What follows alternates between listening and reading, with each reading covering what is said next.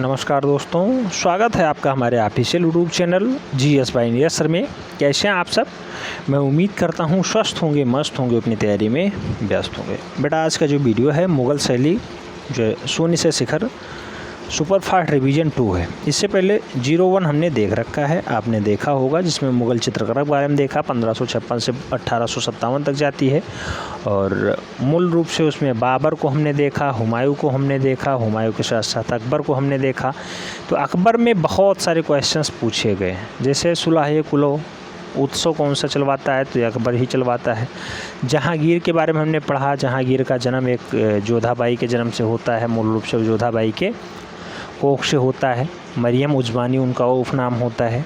और जहांगीर किसकी पत्नी थी? अकबर की पत्नी थी। जहांगीर का जन्म कब होता है? 1569 में होता है। ये क्वेश्चंस पूछे जा चुके हैं। मेहरुन्निसा एक नाम आता है जिसे नूरजहाँ के नाम से भी जाना जाता है, आप जानते होंगे। नूरजहाँ का सभी किसने बनवाया था? बिसनदास ने बनवाया था। ये सारे क्वेश्चंस बहुत बार पूछे गए हैं।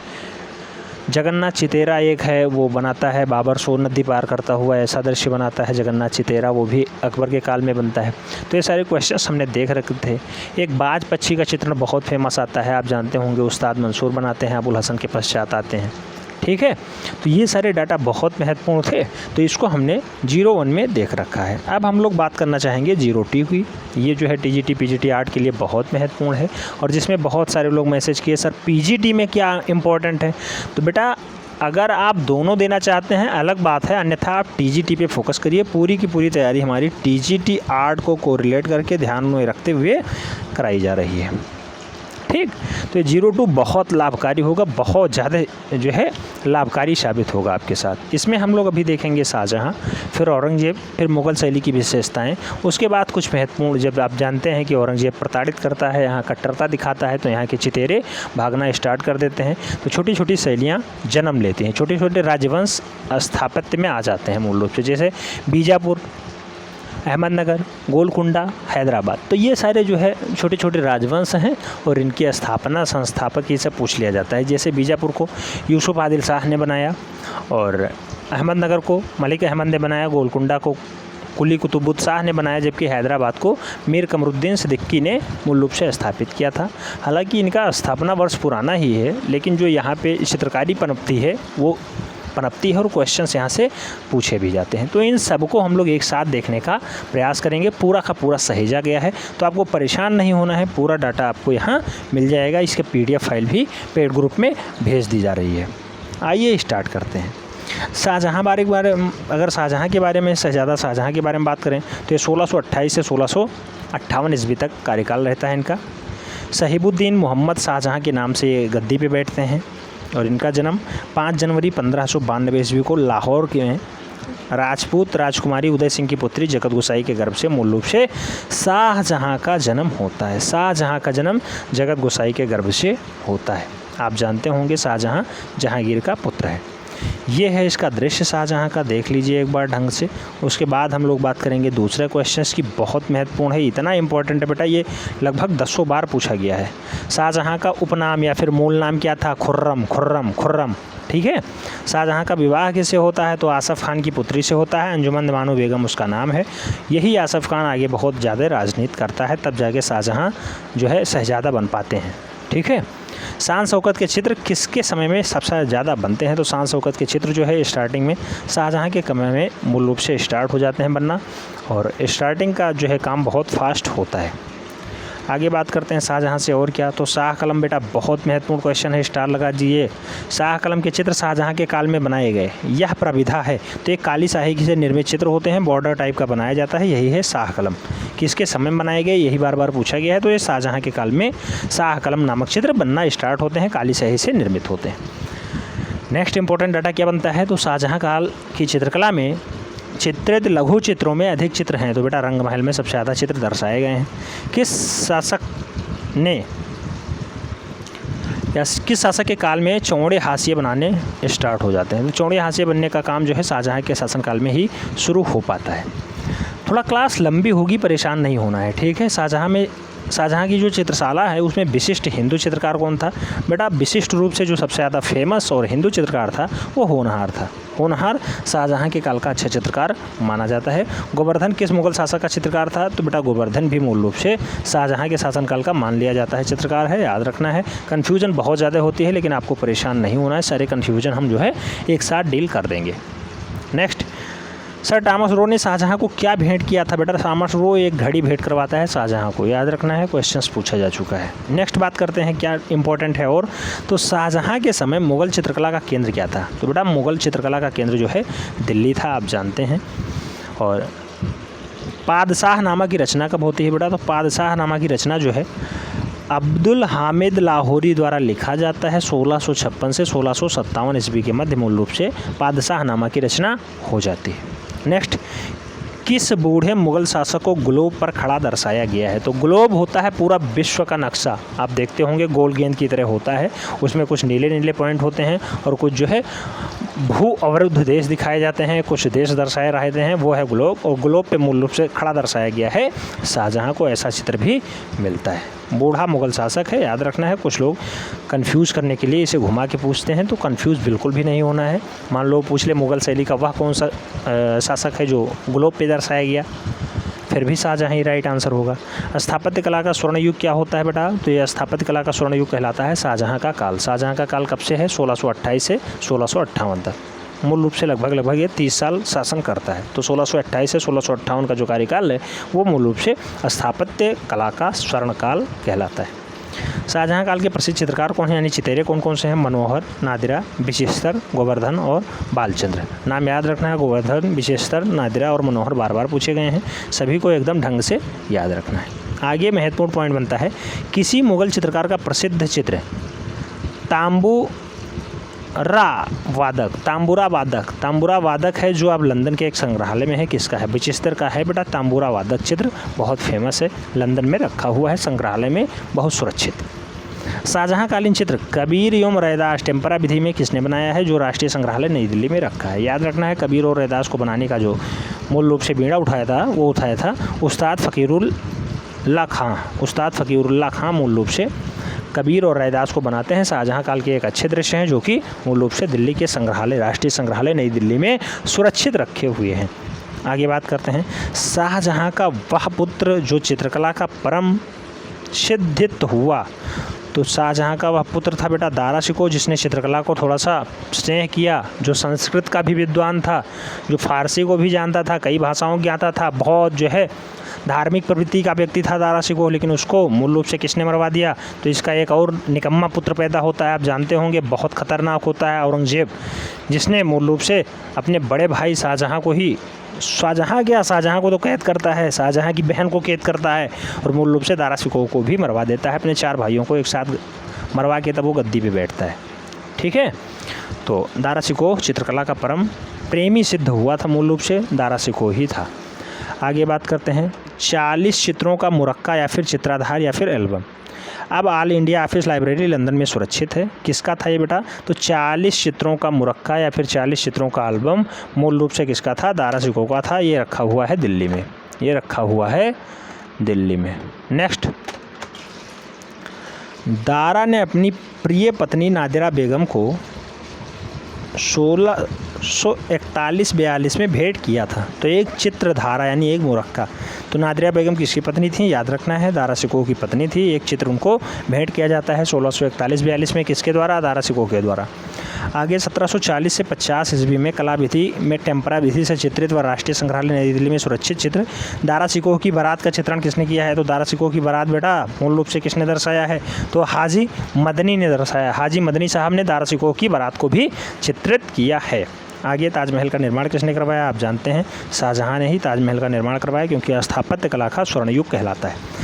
ताजमहल का निर्माण काल क्या है? तो 1632 से 1653 ईस्वी है। मूल रूप से ये ताजमहल कहाँ पे है? मूल रूप से ये कहाँ वाला बेल्ट होता है? तो ताजमहल मूल रूप से आप जानते होंगे उत्तर प्रदेश का बेल्ट पड़ता है और वह कहाँ पड़ता है? तो आगरा वाला बेल्ट है, वहीं पे ताजमहल स्थित है। ताजमहल का मुख्य स्थापत्यकार कौन है? तो उस्ताद अहमद लाहौरी मूल रूप से ताजमहल को बनवाता है। आप जानते होंगे, हमने इसे बहुत अच्छे से करवाया है। और शाहजहाँ से और क्या पूछा जाता है? तो शाहजहाँ ने अपनी खूबसूरत बेगम मुमताज़ महल के लिए विश्व की सबसे खूबसूरत इमारत ताजमहल का निर्माण करवाया। तो कहाँ पे है वो? आगरा में है। हालांकि ये भी विवादों में चल रहा है, मामला इस टाइम तूल पकड़ रहा है। उत्तर प्रदेश में विवाद बढ़ रहा है कि ताजमहल के नीचे भी हिंदू जो है मंदिर थी, उसको भी तोड़ के शाहजहाँ ने बनवाया था। ऐसा भी लोग साक्ष्य दे रहे हैं, कोर्ट में चैलेंज भी हो चुका है। देखिए निर्णय क्या आता है, ये तो अलग की बात है, लेकिन स्थापत्य कला का स्वर्णकाल शाहजहाँ का युग ही कहलाया है। शाहजहाँ की सर्वोत्कृष्ट स्थापत्य कृति कौन सी मानी जाती है? तो ताजमहल ही मानी जाती है। कौन सी इमारत वर्गाकार है? बेटा वर्गाकार इमारत ताजमहल ही है। शाहजहाँ ने लाल किले की नींव नई दिल्ली में कब रखी थी? मूल रूप से लाल किला का निर्माण भी शाहजहाँ ने ही करवाया था। 1639 ईस्वी में इसने इसका काम स्टार्ट करवा दिया था, नींव रख दी थी। मयूर सिंहासन जिसे तख्ते ताउस कहा जाता है, कहाँ रखा हुआ है? तो दीवाने आम में रखा हुआ है, दिल्ली के लाल किले में। दीवाने आम उसी को कहा जाता है, लाल किले को। ठीक है, तो तख्ते ताउस कहाँ रखा है? लाल किले में रखा हुआ है। आगे, मुगल काल का स्वर्ण युग कहलाता है बेटा। तो मुगल काल का स्वर्ण युग कहलाता है शाहजहाँ का काल, याद रखना है। मुगल काल का स्वर्ण युग कहलाता है शाहजहाँ का काल, जबकि चित्रकला का स्वर्ण युग कहलाता है जहांगीर का काल। दोनों में कन्फ्यूज़न नहीं होनी चाहिए, याद रखना है, अलग अलग है डाटा। ठीक है, नेक्स्ट पूछा गया है शाहजहाँ के काल को मुगल काल का स्वर्ण युग मायने के संबंध में कौन कौन से महत्वपूर्ण कारक थे? तो इसमें महत्वपूर्ण कारक मूल रूप से साम्राज्य की सीमा का विस्तार होता है, खूब कृषि का विकास हो जाता है, शिक्षा एवं साहित्य का विकास हो जाता है और कलात्मक विकास भी होता है। इसीलिए मूल रूप से मुगल काल का स्वर्ण युग इसे मान लिया जाता है। तो कृषि, साहित्य और मूल रूप से सीमा विस्तार, साम्राज्य और कलात्मक विकास को ही इन्होंने इसकी श्रेणी में रखा है। इसी के कारण मूल रूप से मुगल काल का स्वर्ण युग इसे कहा जाता है, शाहजहाँ के काल को। नेक्स्ट, संस्कृत के महान कवि जिसे शाहजहाँ ने महाकवि की राय उपाधि दी थी, तो कौन थे? जगन्नाथ साहब थे, याद रखना है। जगन्नाथ जी को मूल रूप से महाकवि राय की उपाधि दी थी इसने। शाहजहाँ का प्रिय राग क्या था बेटा? राग ध्रुपद था, याद रखना है, क्वेश्चन पूछा जा चुका है। प्रिय राग कौन सा था शाहजहाँ का? तो राग ध्रुपद ही था। अब इसका एक प्रतापी राजा आता है, आप जानते होंगे, जो शाहजहाँ को भी कैद करके अंदर बैठाता है, आराम से शासन करता है। औरंगजेब आता है। औरंगजेब 1658 से 1707 ईस्वी तक राज्य करता है। औरंगजेब का जन्म कहाँ पे होता है? 24 अक्टूबर 1618 ईस्वी को उज्जैन के निकट दोहद नामक स्थान पर, उज्जैन के निकट दोहद नामक स्थान पर शाहजहाँ की प्रिय पत्नी मुमताज़ महल के गर्भ से मूल रूप से इसका जन्म होता है। मुमताज़ महल के नाम पे ही मूल रूप से क्या बना हुआ है? आगरा में ताजमहल का निर्माण करवाया था शाहजहाँ ने। उसी के पेट से मूल रूप से औरंगजेब का जन्म होता है। लेकिन इतना कुख्यात दरिंदा पैदा होता है ये कि अपने बाप खुर्रम को भी नहीं छोड़ता है और खुर्रम की बहन को भी नहीं छोड़ता है, सीधे सीधे उनको भी जेल का रास्ता दिखा देता है, कारागृह में डाल देता है। कला का द्रोही शासक, बहुत अच्छा लिखा हुआ है बेटा, बिल्कुल सेम ऐसा ही था ये। कला का द्रोही शासक कौन था? तो औरंगजेब ही था। कला का द्रोही शासक औरंगजेब था। किस सम्राट ने चित्रकला को धर्म और निषिद्ध घोषित कर दिया था? तो बेटा चित्रकला को धर्म से विरुद्ध बता दिया कि ये धर्म का निषेध करता है, इसमें धर्म को नहीं माना जाता है, इसलिए सभी चित्रकार यहाँ से भागना स्टार्ट कर दिए। ऐसा काम औरंगजेब ने ही किया था कि ये चित्रकला धर्म से निषेधित की जाती है, इसे कोई नहीं कर सकता है। ठीक है, तो ये भी काम मूल रूप से औरंगजेब ही करता है। मुगल शैली का हास्य किसके समय में होता है? तो बेटा हास्य यानी गिरावट स्टार्ट हो जाती है जहांगीर के समय में। जहांगीर के समय में ही गिरावट स्टार्ट हो जाती है। आगे हम लोग बात करते हैं तो बीजापुर का घेरा है, किसके समय में चित्रित किया गया था? तो बेटा बीजापुर का घेरा औरंगजेब के समय में चित्रित हुआ है और इसमें औरंगजेब को दर्शाया जाता है। ये बीजापुर को चारों साइडों से घेरता है और एक मिट्टी के सिंहासन पर बैठता है, उस पर मूल रूप से इसको दर्शाया गया है। बीजापुर का घेरा उसी को कहा जाता है। बंदी शासकों के चित्र किस मुगल शासकों की आज्ञा से बनाए गए थे? तो ये औरंगजेब की आज्ञा से मूल रूप से ऐसा दृश्य दर्शाया गया था। आगे क्या डाटा बनता है औरंगजेब से? तो बना है लाल किले के अंदर मोती मस्जिद का निर्माण किसने करवाया? तो बेटा मोती मस्जिद का निर्माण मूल रूप से औरंगजेब ने करवाया है। लाल किले के अंदर है, दिल्ली में स्थित है, याद रखना है, बहुत महत्वपूर्ण है। औरंगजेब ने अपनी प्रिय पत्नी राबिया दुर्रानी इसकी पत्नी थी, बहुत मोहब्बत करता था इससे। उसकी याद में इसने 1678 ईस्वी में औरंगाबाद में एक मकबरा बनवाया। मकबरा वो होता है बेटा कब्रगाह, और उस मकबरे का नाम क्या रखा? तो जो मकबरा बनवाया राबिया दुर्रानी का, उसका नाम हो गया बीबी का मकबरा। कब बनवाया ये डाटा कई बार पूछा गया है। 1678 ईस्वी में मूल रूप से ऐसा कारनामा ये करने में सफल साबित हो जाता है, तो याद रखना है जो है 1678 ईस्वी। नेक्स्ट हम लोग आगे बढ़ते हैं। क्या डाटा और प्रसिद्ध है इसके लिए, तो मूल रूप से एक डाटा और पूछा जाता है, किस स्थापत्य को ताजमहल की फूहड़ नकल, बेटा फूहड़ नकल मूल रूप से ताजमहल का फूहड़ नकल यानी डुप्लीकेट कौन सा है, तो दक्षिण का ताजमहल भी इसे उपमा प्राप्त है, याद रखना है कौन सा है, बीबी का मकबरा है। बीबी का मकबरा, बीबी का मकबरा किसने बनवाया, मूल रूप से उसका शौहर औरंगजेब ने ही बनवाया था, औरंगजेब, ठीक है। तो औरंगजेब ऐसा कारनामा अपनी प्रिय पत्नी राबिया दुर्रानी की याद में करता है। अब आती है कुछ महत्वपूर्ण विशेषताएं जो चित्रकला से हैं और बहुत बार पूछी जा चुकी हैं, जैसे राजसी वैभव किस चित्र शैली के चित्रों में दर्शाया गया है, तो बेटा राजसी वैभव मूल रूप से किस चित्र शैली में दर्शाया गया है, तो मुगल चित्र शैली में सबसे अच्छे से दर्शाया गया है, यहाँ पे कोई दिक्कत नहीं है। नेक्स्ट, किस शैली में प्रकृति का भावनात्मक चित्रण नहीं हुआ है, तो किस शैली में प्रकृति का भावनात्मक चित्रण नहीं किया गया है, तो वह शैली है मूल रूप से कौन सी शैली, वह है मुगल शैली। मुगल शैली में मूल रूप से प्रकृति को दर्शाया गया लेकिन भावनात्मक रूप से नहीं दर्शाया गया है, याद रखना है। डाटा पूछा जा चुका है और थोड़ा सा भी कन्फ्यूज़न नहीं होना चाहिए। नेक्स्ट डाटा पूछा गया, मुगल युग में सर्वश्रेष्ठ कागज कौन सा माना जाता है, तो समरकंदी को सबसे बढ़िया कागज माना जाता है बेटा, मुगल युग का सबसे बढ़िया कागज समरकंदी कागज ही है। आगे बात करते हैं मुगल युग में और क्या क्या महत्वपूर्ण है, तो कुछ प्रसिद्ध चित्र हैं मुगल शैली के, जैसे सलीम का जन्म हो गया, बेटा सलीम का जन्म जो है ये आनंदोत्सव है मूल रूप से, और मूल रूप से अकबरनामा में चित्रित है, और इसको चित्रण करने का काम केशव और धर्मदास ने किया था। केशव और धर्मदास मूल रूप से चित्रित करते हैं सलीम का जन्म, ठीक है। याद रखना है, ये बार बार पूछे जाते हैं क्वेश्चन, तो अक्सर लोग कंफ्यूज हो जाते हैं, नहीं कर पाते हैं। दरबार में राजदूत द्वारा जिराफ भेंट की गई, तो ये तारीख है खानदानी तैमूरिया मूल रूप से ऐसा दृश्य दर्शाया जाता है, याद रखना है। क्वेश्चन नंबर 3 कहा गया है रणथंभौर का घेरा, यह अकबरनामे में दर्शाया गया बेटा। रणथंभौर का घेरा कहाँ पे बनाया गया, तो यह अकबरनामा में दर्शाया गया। विजयी अकबर का सूरत प्रवेश मूल रूप से ये भी अकबरनामा में ही दर्शाया गया है। बाबर बगीचे में दावत करते हुए, ये भी बाबरनामा में दर्शाया गया। बाबरनामा तुर्की भाषा में लिखा गया है, याद रखना है बाबरनामा तुर्की भाषा में लिखा गया है। बाबर का घोड़े पर से गिरना मूल रूप से बाबरनामा में ही दर्शाया गया है। आगे बात करते हैं जहांगीर द्वारा सिंह आखेट, मूल रूप से जहांगीर एक शेर को मारता हुआ दर्शाया गया, ऐसा दृश्य कहाँ देखने को मिला है, तो जहांगीर नामा में ऐसा देखने को मिलता है। हाथ में ग्लोब लिए जहांगीर, तो मूल रूप से जहांगीर नामा, जबकि ग्लोब पे खड़ा हुआ दृश्य कैसा है, तो मूल रूप से शाहजहाँ का है। और हाथ में ग्लोब लिए जहांगीर हैं, तो जहांगीर नामा में दर्शाया गया है। अकबर की सभी को हाथ में लिए जहांगीर, तो अकबर की सभी को मूल रूप से जहांगीर अपने हाथ में लिया है, ऐसा जो है ऐसा जो है चित्र मूल रूप से जहांगीर नामा में देखने को मिलता है। आगे बात करते हैं 10वां स्टेप आता है शहजादा खुर्रम की तुलादान करते हुए जहांगीर, तो शहजादा खुर्रम को तुलादान करते हुए जहांगीर दर्शाए गए हैं, ऐसा दृश्य देखने को मिलता है जहांगीर नामा में। जहांगीर नामा में ऐसा दृश्य देखने को मिल जाता है। 11वें नंबर का आता है बाज पक्षी, बेटा बाज पक्षी कहाँ दर्शाया गया है, तो जहांगीर युगीन है, चित्रकार मंसूर हैं, मंसूर ने ही बाज पक्षी को दर्शाया है। नेक्स्ट, जहांगीर एक मुल्ला को उपाख्यान देते हुए, ऐसा दृश्य कहाँ देखने को मिलता है, तो जहांगीर युग का है, और ये बिचिस्तर इसे दर्शाते हैं कि जहांगीर एक मुल्ला को उपाख्यान दे रहे हैं, कुछ डाटा प्रोवाइड कर रहे हैं, कुछ अपनी व्याख्याएं दे रहे हैं। तख्ते ताउस पर शाहजहाँ, तख्ते ताउस पे शाहजहाँ मूल रूप से कहाँ दृश्य है, ऐसा देखने को कहाँ मिलता है, तो पादशाह नामा में मूल रूप से ऐसा दृश्य देखने को मिल जाता है। कंधार का घेरा, बेटा कंधार का घेरा मूल रूप से कहाँ पे दर्शाया गया है, तो शाहजहाँ नामा में मूल रूप से दर्शाया गया है। शाहजहाँ के काल को मूल रूप से किसे कहा जाता है, स्थापत्य कला का स्वर्ण युग कहा जाता है।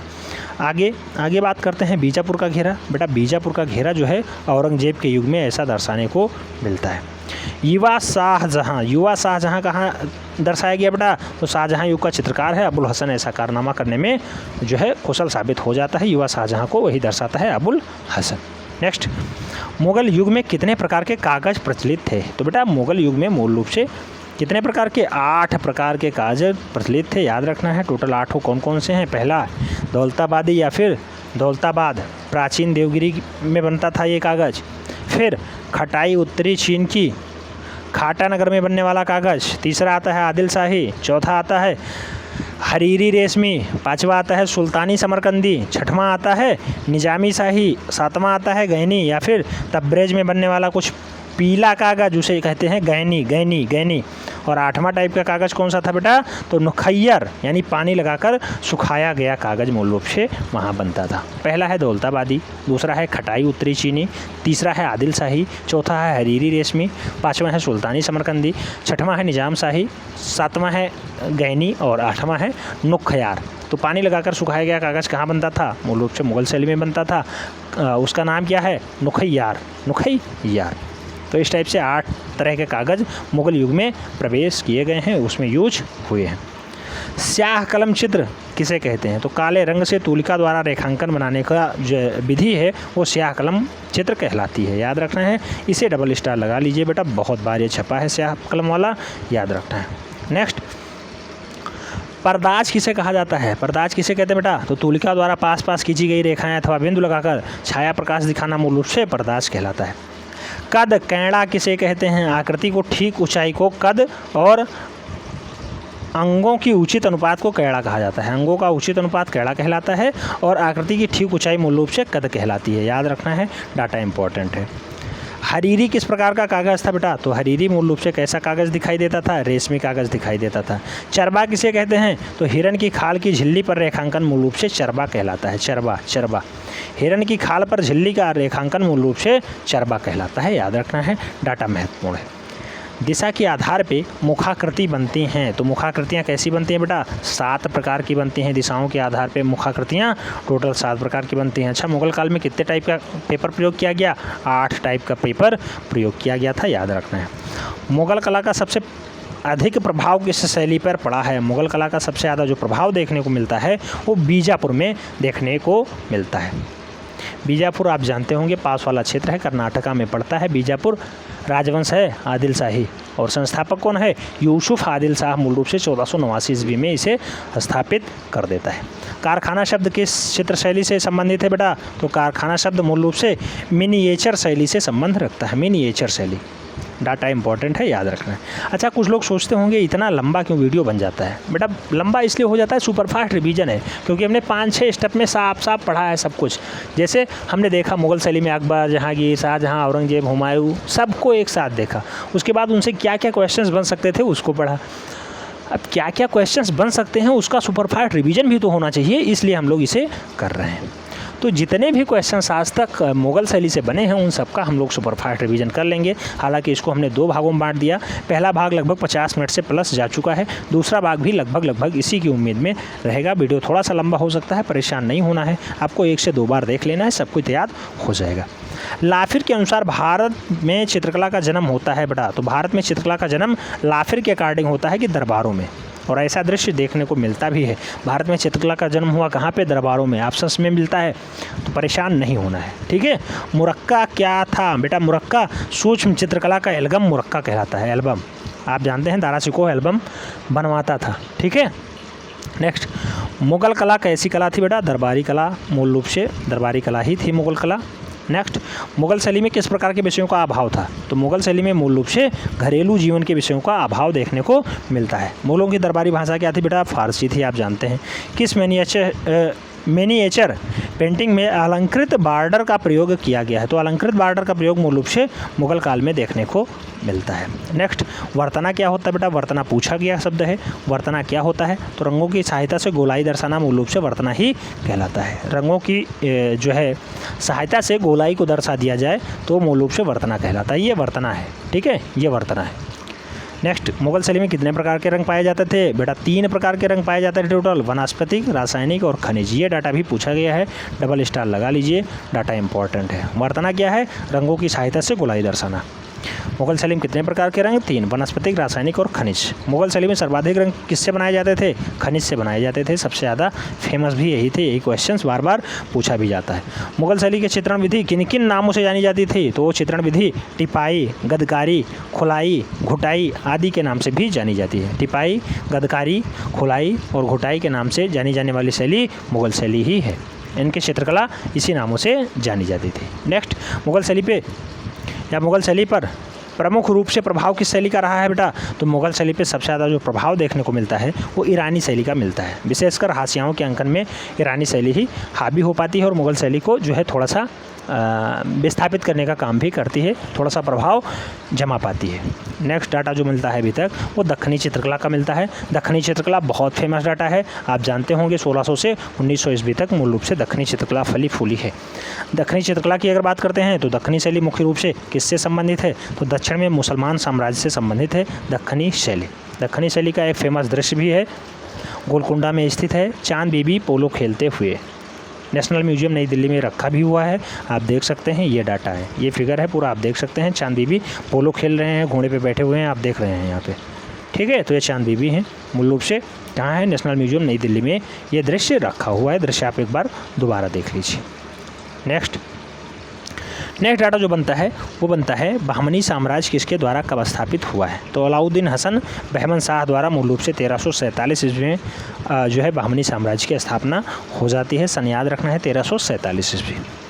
दक्षिण शैली के कुछ प्रमुख कलाकारों के नाम बता दीजिए, तो दक्षिणात्य शैली में मूल रूप से मीर हासिम आते हैं, मीर हासिम पूछे गए जो है प्रश्न है, मीर हासिम आते हैं, रहीम आते हैं, हैदर अली आते हैं, इब्राहिम खान आते हैं और मोहम्मद तालाजी आते हैं और अली शाह आते हैं। बेटा अली शाह भी पूछा गया है, मीर हासिम भी पूछा गया है, याद रखना है। ये सारे दक्षिणित शैली के मूल रूप से प्रमुख कलाकार माने जाते हैं। दक्षिण भारत में ये शैलियाँ पनपी हैं, वहीं पे मूल रूप से ये लोग फेमस भी हुए हैं। चीनी पोर्सिलिन यानी चीनी मिट्टी के बर्तनों का बाजार लगता था, तो बेटा बोली मूल रूप से चीनी पोर्सिलिन का बाजार होता था, यानी मिट्टी के बर्तनों का बाजार होता था। आगे दक्षिणी शैली पे किन शैलियों का प्रभाव लक्षित हुआ है, तो ईरानी शैली है, मुगल शैली और पाश्चात्य शैली है, तीनों पे जो है प्रभाव देखने को मिलता है दक्षिणी शैली का। तो दक्षिणी शैली में इसका प्रभाव देखने को मिलता है, ईरानी शैली का, मुगल शैली का और पाश्चात्य शैली का। परेशान नहीं होना है, क्वेश्चंस घुमा के पूछता है, तीनों में से कोई एक ही आंसर्स देता है। एक हाथी जल धारा के पास कहाँ चित्रित है बेटा, तो ये दक्षिणी शैली में मूल रूप से चित्रित है। एक हाथी है, वो जलधारा के पास खड़ी हुई है, ऐसा दृश्य दक्षिणी शैली में देखने को मिलता है। आगे बात करते हैं बीजापुर की। बीजापुर आप जानते हैं, इसकी स्थापना राजवंश है आदिल शाही, जबकि यूसुफ आदिल शाह इसकी स्थापना करते हैं कब, 1489 ईस्वी में। जैसे बीजापुर राज्य की अगर बात करते हैं 1490 ईस्वी में किसने की है, तो 1490 ईस्वी यहाँ दिखा दिया गया है, कई जगह 1489 भी होता है, परेशान नहीं होना। 89 यूसुफ आदिल शाह मूल रूप से बीजापुर राज्य की स्थापना करते हैं। ये एक दृश्य दर्शाया गया है, इब्राहिम आदिल शाह द्वितीय का सभी है, मूल रूप से बीजापुर के हैं ये दृश्य देख लीजिए, उनका सभी है, ठीक है। आगे बात करते हैं आदिल शाह वंश की स्थापना किसने की थी, तो अभी हमने बताया यूसुफ आदिल शाह। बीजापुर का प्राचीन नाम क्या था, विजयपुर था बेटा। ईरानी एवं तुर्की साहित्यकारों को अपने दरबार में किसने निमंत्रित किया था, यूसुफ आदिल शाह ने। यूसुफ आदिल शाह मूल रूप से बीजापुर का संस्थापक माना जाता है, आप जानते होंगे, विजयपुर इसका पुराना नाम था। आगे बात करते हैं क्या महत्वपूर्ण डाटा और बन सकता है, तो किसके संरक्षण में चितेरे ने कुरान शरीफ, अनवर सुलेही एवं यूसुफ सुलेखा जैसे ग्रंथों को चित्रित करना स्टार्ट कर दिया था। तो यूसुफ आदिल शाह मूल रूप से कुरान शरीफ को भी संरक्षण प्रदान करता है, वैसे चितेरे इसको चित्रित करना भी स्टार्ट कर देते हैं। तो याद रखना है, यूसुफ आदिल शाह ऐसा काम करने में सफल हो पाता है। कुरान शरीफ हो, अनवर सुलेही हो और यूसुफ जुलेखा हो, इन सभी ग्रंथों को चित्रित करने का काम यूसुफ आदिल शाह के दरबार में ही हो पाता है। यूसुफ आदिल शाह का पुत्र कौन सा, इस्माइल आदिल शाह मूल रूप से 1558 से 1580 ईस्वी तक राज्यकाल पे रहता है। इस्माइल आदिल शाह थे, तो इस्माइल आदिल शाह एक अच्छे लेवल के चित्रकार थे और मूल रूप से इनका संबंध बीजापुर से है। अली आदिल शाह प्रथम 1558 से 80 तक के इतिहास में प्रसिद्ध बेगम थीं, तो बेटा अली आदिल शाह प्रथम की बेबी मूल रूप से चांद बीबी या फिर चांद सुल्ताना के नाम से जानी जाती थी। चांद बीबी का शौक़ क्या था, तो सितार बजाना व फूलों से चित्र बनाना मूल रूप से चांद बीबी का प्रमुख शौक़ रहा है। आदिल शाह प्रथम की ये बीबी थी, याद रखना है। और इस्माइल आदिल शाह क्या थे, चित्रकार थे। इस्माइल आदिल शाह किसके पुत्र थे, तो यूसुफ आदिल शाह के पुत्र थे। तो सितार बजाना और फूलों के चित्र बनाना मूल रूप से चांद बीबी का प्रमुख शौक़ रहा है। आगे हम लोग बात करें तो दक्षिण भारत में कुछ महत्वपूर्ण केंद्र थे, स्वतंत्र राज्य बने, जिनकी स्थापना किसने की और उसका राजवंश क्या था, वर्ष कौन सा था, आइए देखते हैं। जैसे बीजापुर की बात करते हैं, बीजापुर आदिल शाही राजवंश है, यूसुफ आदिल शाह इसकी स्थापना करते हैं कब, 1489 ईस्वी में। ऐसे अहमदनगर निज़ाम शाही इसका राजवंश है मूल रूप से, और मलिक अहमद इसकी स्थापना करते हैं अहमदनगर की, ठीक है। अहमदनगर की स्थापना मलिक अहमद करते हैं 1490 ईस्वी में। नेक्स्ट आता है गोलकुंडा, बेटा गोलकुंडा कुतुबुद्दीन शाही इसका राजवंश है, कुतुबुद्दीन शाही गोलकुंडा का, और कुली कुतुबुद्दीन शाह मूल रूप से गोलकुंडा की स्थापना करते हैं 1512 ईस्वी में। और नाम आता है हैदराबाद। हैदराबाद रियासत को मूल रूप से किसने, तो इसका राजवंश है आसफ जाही। आसफ जाही ये राजवंश है। संस्थापक कौन था? मीर कमरुद्दीन सिद्दीकी। मीर कमरुद्दीन सिद्दीकी मूल रूप से हैदराबाद को संस्थापित करता है। कब करता है? 1720 ईस्वी में। तो सबसे पुराना कौन सा बेटा? 1489 वाला बीजापुर। सबसे नया कौन सा है? हैदराबाद है, 1720 ईस्वी का है। मीर कमरुद्दीन सिद्दीकी। लेकिन सब जगह चित्रकला फली फूली और बढ़ी है। ठीक है। चांद बीबी का मकबरा कहाँ पे स्थित है? चांद बीबी का मकबरा अहमदनगर में स्थित है, याद रखना है। 1570 ईस्वी में नुजूम उल उलूम, ये खगोल विद्या है, नामक प्रसिद्ध ग्रंथ किसके समय में चित्रित होकर तैयार होता है? तो नुजूल उल उलूम मूल रूप से यानी खगोल विद्या वाला ग्रंथ है, ये आदिल शाह प्रथम के दरबार में ही तैयार हो पाता है। आदिल शाह प्रथम के दरबार में तैयार हो पाता है। आगे बात करते हैं, नुजूम अल उलूम किस संग्रहालय में सुरक्षित है? तो ये डबलिन आयरलैंड में है। चेस्टर बेंटर लाइब्रेरी मूल रूप से डबलिन में है, वहीं पे ये सुरक्षित रखा हुआ है। नुजूम उल उलूम ये चित्र है और ये वही संग्रहालय में रखा हुआ है। नुजूम उल उलूम में क्या है? तो ये 876 चित्र हैं, 140 नक्शे हैं और तालिकाएँ भी यहाँ पे हैं। नुजूम अल उलूम में मूल रूप से 876 चित्र भी हैं, याद रखना है। गोल गुम्बद का निर्माण किसने करवाया था? तो गोल गुम्बद का निर्माण मूल रूप से मोहम्मद आदिल शाह ने ही स्टार्ट करवाया था। कर्नाटका वाला बेल्ट होता है, याद रखना है। गोल गुम्बद क्या है? बीजापुर के सुल्तान मोहम्मद आदिल शाह का मकबरा गोल गुम्बद ही कहलाता है, आदिल शाह का मकबरा है। नेक्स्ट, गोल गुम्बद का निर्माण किसने किया था? तो फारसी वास्तुकार आता है दबुल के याकूत ने 1656 ईस्वी में गोल गुम्बद का निर्माण कर दिया था। तो दाबुल के याकूत मूल रूप से गोल गुम्बद का निर्माण करता था। आगे बात करते हैं गोल गुम्बद के बारे में और क्या पूछा गया है। तो गोल गुम्बद का निर्माण किसने किया था बेटा? फारसी वास्तुकार दाबुल। अपनी स्थापत्य विशेषताओं के कारण दक्षिणी वास्तुकार के विजय स्तंभ माना जाता है। तो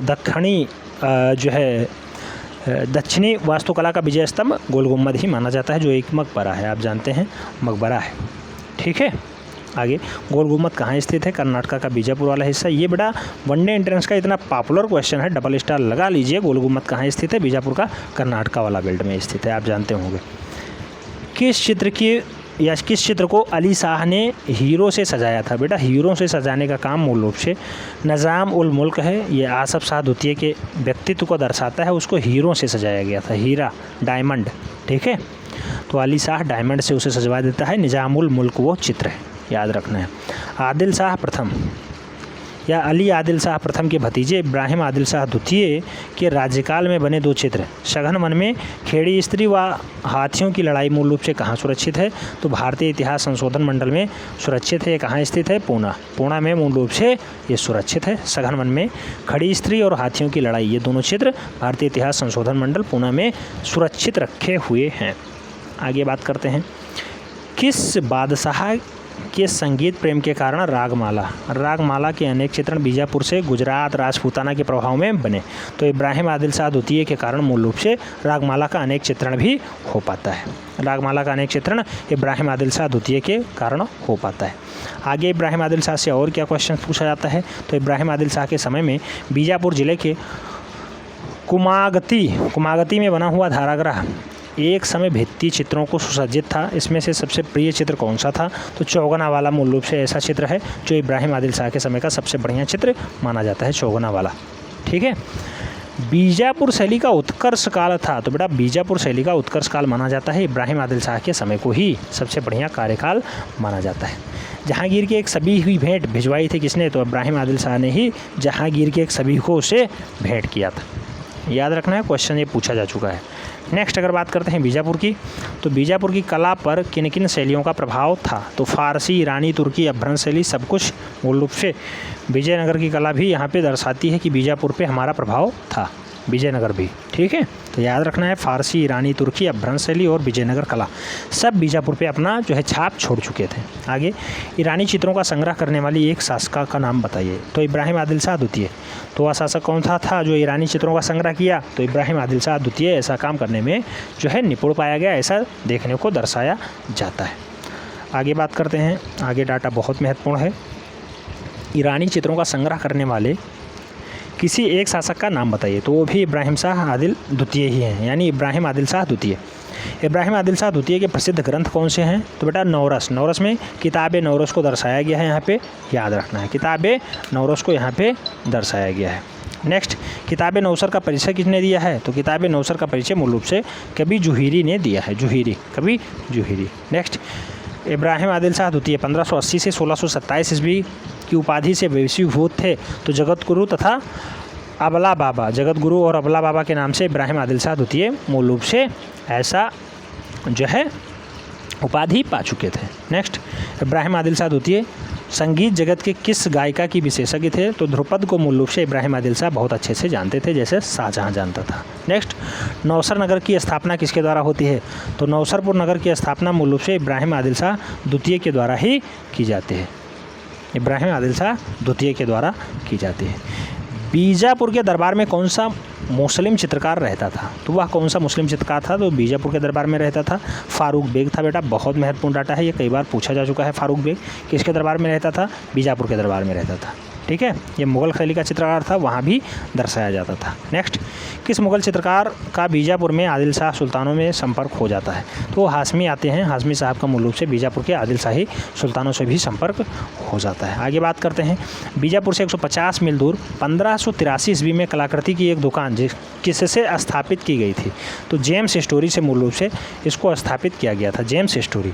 नेक्स्ट, दक्षिणी शैली मूलतः कहाँ केंद्रित थी? तो दक्षिणी शैली मूल रूप से बीजापुर में ही केंद्रित थी, बीजापुर इसका राइट आंसर बन रहा है।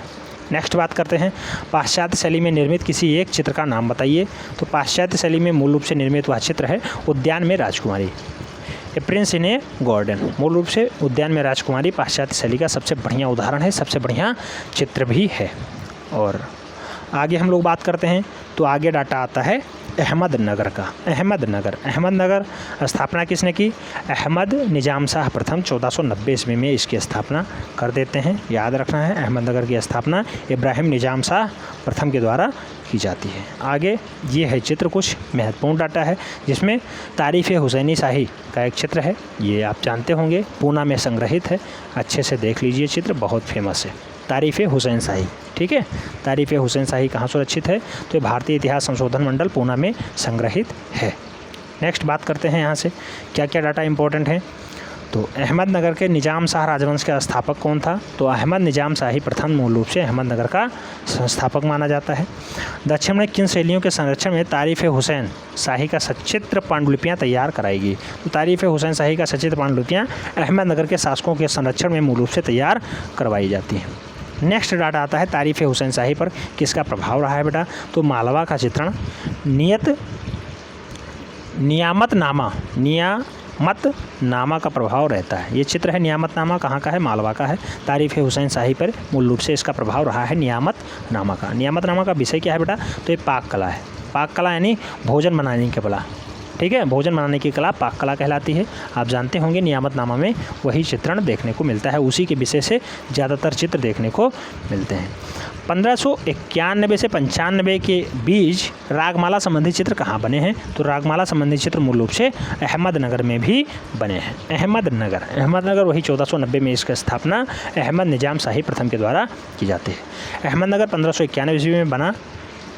हिंडौर राग चित्र किसके संरक्षण में बना हुआ है? तो बुहरान द्वितीय के संरक्षण में मूल रूप से ऐसा चित्र देखने को मिलता है। राग हिंडोली की रागनी पट्टिहंसिका, राग हिंडोली की रागनी पट्टिहंसिका 1590 से 95 ईस्वी में कला विधि में कहाँ चित्रित की गई है? तो राग हिंडोली की रागनी पट्टिहंसिका अहमदनगर में मूल रूप से चित्रित की गई है।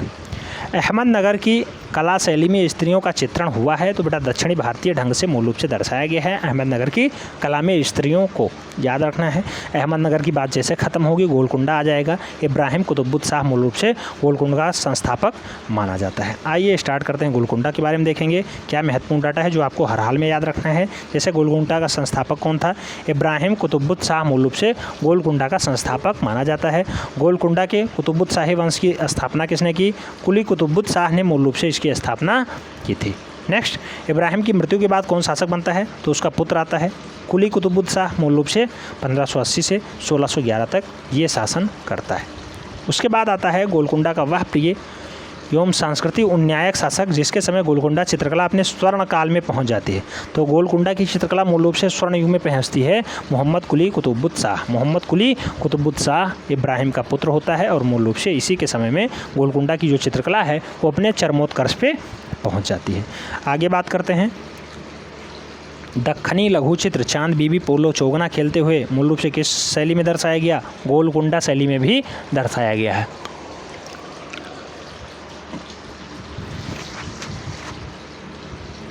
(1591 ईस्वी में हैदराबाद में चार मीनार का निर्माण किसने करवाया? बेटा डाटा इंपॉर्टेंट है, नोट डाउन कर लीजिए। चार मीनार का निर्माण हैदराबाद में किसने करवाया? कुली कुतुबुद्दीन शाह ने ही करवाया था। कुली कुतुबुद्दीन शाह में ही मूल रूप से गोलकुंडा चरमोत्कर्ष पे पहुंचती है चित्रकला के क्षेत्र में। ठीक है, और ये किसका पुत्र था? इब्राहिम कुतुबुद्दीन शाह का ये पुत्र है। 1590 ईस्वी में कुली कुतुबुद्दीन शाह के समय बने नृत्यांगनाओं में 5 चित्र कहाँ सुरक्षित हैं? तो वो 5 चित्र मूल रूप से ब्रिटिश म्यूजियम लंदन में सुरक्षित हैं। डाटा पूछा जा चुका है, पीजीटी के लिए इंपॉर्टेंट है। गोलकुंडा चित्रकला शैली का सबसे उत्कृष्ट चित्र 1605 ईस्वी में मैना और स्त्री कहाँ सुरक्षित हैं बेटा? तो मैना और स्त्री मूल रूप से चेस्टर बेट्टी पुस्तकालय डबलिन में सुरक्षित है। आयरलैंड में पड़ता है डबलिन। ठीक है, याद रखना है, कंफ्यूज बिल्कुल भी नहीं होना है। लेडी स्मोकिंग हुक्का या हुक्का बेटा, लेडीज स्मोकिंग हुक्का किस शैली का चित्रण है? गोलकुंडा शैली का चित्रण है, जिसकी स्थापना इब्राहिम कुतुबुद्दीन शाह करता है। इब्राहिम कुतुबुद्दीन शाह करता है। नेक्स्ट, दक्खनी उर्दू या फिर हिंदवी जो आधुनिक उर्दू का आदि रूप है, जन्मदाता माना जाता है। तो मोहम्मद कुली कुतुबुद्दीन शाह को मूल रूप से दक्खनी उर्दू और हिंदवी उर्दू को मूल रूप से उसका जनक माना जाता है। मोहम्मद कुली कुतुबुद्दीन शाह को ही।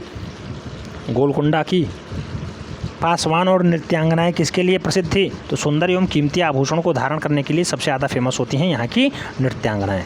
नेक्स्ट, 1610 से 1620 ईस्वी के मध्य दीवान हाफिज़ का सचित्र पोथी कहाँ तैयार होता है? तो दीवान हाफिज़ का सबसे बढ़िया चित्रण गोलकुंडा में तैयार होता है 1610 से 1620 ईस्वी के मध्य।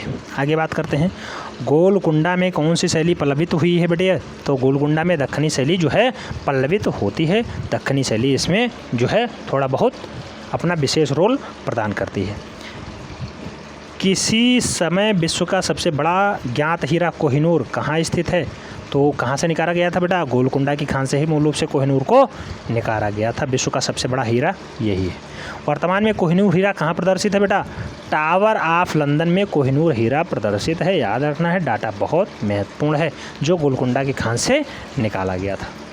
आगे और क्या डाटा इंपॉर्टेंट है? तो अब हैदराबाद के बारे में हम लोग पढ़ेंगे। हैदराबाद की अगर बात करते हैं, स्थापना किसने किया है? मोहम्मद कुली कुतुबुद्दीन शाह ने मूल रूप से इसकी स्थापना की है हैदराबाद की। हैदराबाद की अगर बात करते हैं तो एक दृश्य बहुत सामने आता है, नर्तकी का दृश्य है। अच्छे से देख लीजिए, नर्तकी का दृश्य है, बहुत फेमस है, हैदराबाद का है ये। ठीक है, ये नृत्यांगनाएं कर रही हैं और नर्तकियाँ दर्शाई गई हैं। किसने अपनी बेगम भागमती को हैदराबाद शहर का उपहार स्वरूप दिया था? तो भागमती को मूल रूप से हैदराबाद शहर को जो है मूल रूप से भागमती को हैदराबाद शहर किसने उपहार में दिया?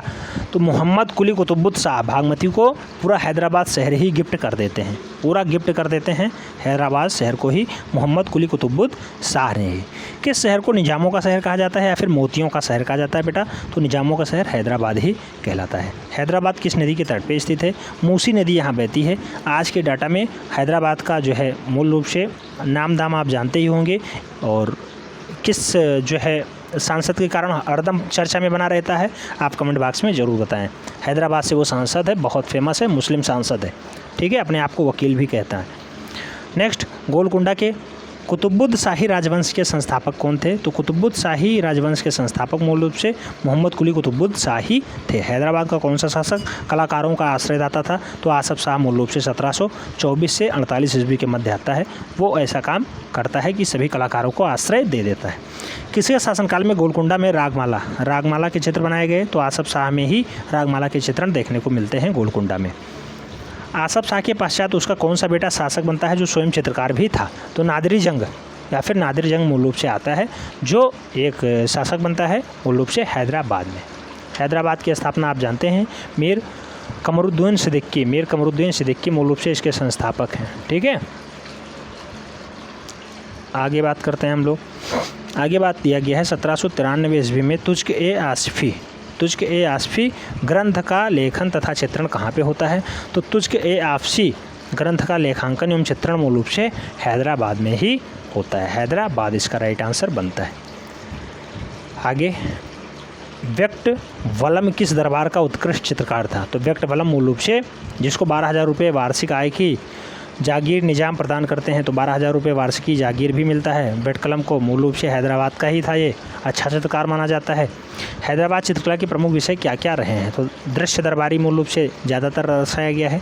उसके बाद रविनिवास, रागमाला, चकई क्रीड़ा, दूती द्वारा वधू का मार्गदर्शन मूल रूप से हैदराबाद चित्रकला की प्रमुख चित्रित विशेषताएँ रहीं। हजरत निजामुद्दीन औलिया, हजरत निजामुद्दीन औलिया एवं अमीर खुसरो, ये लघु चित्र हैं, 1750 से 70 के मध्य बने हैं। कहाँ चित्रित हैं बेटा? तो हैदराबाद दक्कनी में मूल रूप से ऐसा चित्रण देखने को मिलता है कि हजरत निजामुद्दीन औलिया और अमीर खुसरो एक साथ दर्शाए गए हैं, दक्कनी शैली या फिर हैदराबाद शैली में। ठीक है, आगे बात करते हैं हैदराबाद चित्रकला की पक्षियों का किसका चित्रण अधिक है? तो हैदराबाद में पक्षियों का सबसे ज़्यादा मयूर पक्षी का चित्रण सबसे ज़्यादा देखने को मिलता है।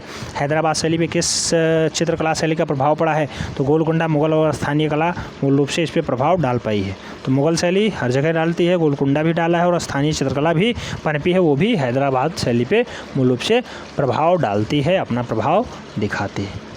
पेंटिंग हैक्सिस किस क्षेत्र में मिलते हैं बेटा? तो मसूलीपट्टम में मिलते हैं। पेंटिंग हैक्सिस मूल रूप से कहाँ मिलती हैं? मसूलीपट्टम में मिलते हैं। मसूलीपट्टम मछलीपट्टम का नाम है, मूल रूप से कहाँ स्थित है? तो आंध्र प्रदेश के कृष्णा जिले में स्थित है, याद रखना है। आंध्र प्रदेश दक्षिण भारत का क्षेत्र होता है, मसूलीपट्टम वहीं स्थित है। पेंटिंग हैक्सिस क्षेत्र वहीं मिलता है। नेक्स्ट, मसूलीपट्टम मुख्य रूप से प्रसिद्ध है, तो कलमकारी के लिए मसूलीपट्टम सबसे ज़्यादा फेमस होता है, सबसे ज़्यादा प्रसिद्धि प्राप्त करता है। मसूलीपट्टम में प्रथम फैक्ट्री स्थापित की गई थी, तो मसूलीपट्टम में सबसे पहली फैक्ट्री डचों के द्वारा स्थापित होती है, डच स्थापित करते हैं। लास्ट डाटा दिया गया है मसूलीपट्टम नगर के बारे में कि मसूलीपट्टम नगर के किनारे अंग्रेजों द्वारा स्थापित की जाने वाली कार्यशाला का अध्यक्ष कौन था? तो विलियम मैथवोल्ड मूल रूप से उसके अध्यक्ष बनाए गए थे। डच वहाँ पे आते हैं, कंपनी लगाते हैं मसूलीपट्टम में ही। मसूलीपट्टम मूल रूप से दक्षिण भारत का क्षेत्र होता है, कृष्णा जिले में स्थित है और मछलीपट्टम भी इसका उपनाम है। पेंटेगस हैक्सिस यही क्षेत्र में मिलता है। तो कुल मिला के ये डाटा आपको कैसा लगा कमेंट के माध्यम से ज़रूर बताना है। हैदराबाद शहर की स्थापना मोहम्मद कुली कुतुबुद्दीन शाह यहाँ दिया गया है, जबकि एक जगह दिया गया है, आप जानते होंगे, हैदराबाद आसफ जाही राजवंश है और यहाँ पे मीर कमरुद्दीन सिद्दीकी है, तो वहाँ थोड़ा सा सुधार कर लीजिएगा। मूल रूप से हैदराबाद को मीर कमरुद्दीन सिद्दीकी ने ही जो है स्थापित किया था 1720 ईस्वी में। ठीक है, तो यहाँ जहाँ हैदराबाद शहर की स्थापना, तो जो है शहर की स्थापना तो मूल रूप से मोहम्मद कुली कुतुबुद्दीन शाह ही करते हैं, लेकिन इसकी स्थापना की अगर हम लोग बात करते हैं कि ये हैदराबाद राजवंश जो आता है, जिसे राजवंश आसफ जाही कहा जाता है, मूल रूप से मीर कमरुद्दीन सिद्दीकी ने ही स्थापित किया था। तो कंफ्यूज बिल्कुल भी नहीं होना है, वहाँ हैदराबाद शहर के बारे में कहा गया है, यहाँ हैदराबाद राजवंश के बारे में बताया गया है। ठीक है, बहुत से लोग बहुत जल्द ही कंफ्यूज हो जाते हैं और थोड़ी सी दिक्कत उन्हें हो जाती है। आपको परेशान नहीं होना है, वीडियो एक बार ना समझ में आए एक बार और देख लीजिएगा, निश्चित रूप से सारे डाटा आपके क्लियर हो जाएंगे। जहाँ पे हमने विशेष फोकस दिया है कि इसे नोट डाउन ही कर लीजिएगा, वो डाटा बेटा आपको हर हाल में याद ही रखना है, क्योंकि वो बहुत ही महत्वपूर्ण है। उम्मीद करता हूँ वीडियो पसंद में आया होगा। अगर पसंद आया बेटा लाइक कर देना, फ्रेंड्स के बीच जरूर शेयर करना, जिससे अधिक लोग लाभान्वित हो पाएँ। मिलते हैं नेक्स्ट वीडियो में, तब तक के लिए जय हिंद।